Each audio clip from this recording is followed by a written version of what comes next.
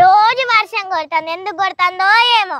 ఎందుకు కొడుతుందో అది కూడా తెలియదా? వర్షాకాలం కాబట్టి వర్షం కొడుతుంది. అది కాదు, దేవుడు కొట్టుపిస్తాను కాబట్టి వర్షం కొడుతుంది. అట్లా కాదు, మేఘాలు నీళ్ళాడడానికి పోయినప్పుడు కూడా వర్షం కొడుతుంది. కావాలంటే మామయ్యని అడుగుదాం పాలి.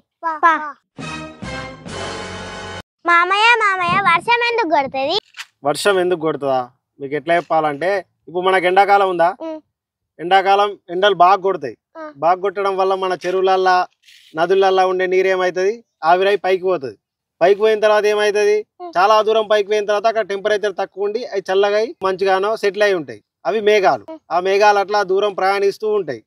ఎప్పుడైతే మనకు వర్షాకాలం వచ్చిందో సూర్యుడు దూరం వెళ్ళిపోతాడు, సో ఎండ పడది.